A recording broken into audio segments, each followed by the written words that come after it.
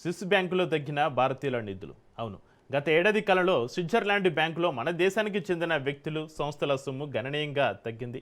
Swiss బ్యాంకులోని భారతీయ ఖాతాదారులు సంస్థలకు సంబంధించిన నిధులు 2025లో 8% పైగా తగ్గుముఖం పట్టాయి.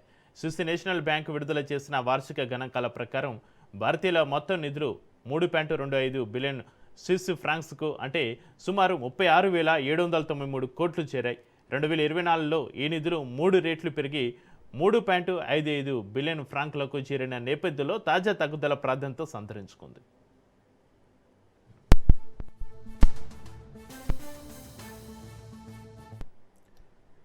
రెండు 2025లో మొత్తం నిధులు తగ్గినప్పటికీ భారతీయ వ్యక్తులు సంస్థలు నేరుగా జమ చేసిన కస్టమర్ డిపాజిట్లు మాత్రం 50%కి పైగా వృద్ధి చెంది 524 మిలియన్ ఫ్రాంక్లకు చేరింది. అయితే మొత్తం నిధుల్లో వీటి వాటా కేవలం 16% మాత్రమే. స్థానిక శాఖలు ఇతర ఆర్థిక సంస్థల ద్వారా ఉన్న నిధులు తగ్గడమే మొత్తం తగ్గుదలకు ప్రధాన కారణంగా తెలుస్తోంది.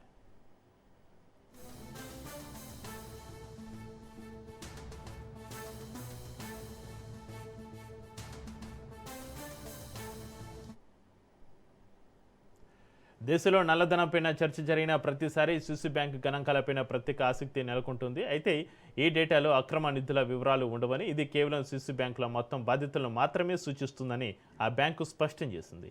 ఆటోమేటిక్ ఎక్స్చేంజ్ ఆఫ్ ఇన్ఫర్మేషన్ ఒప్పందం కారణంగా భారత్, స్విట్జర్లాండ్ మధ్య ఆర్థిక సమాచార మార్పిడిలో పారదర్శకత గణనీయంగా పెరిగింది.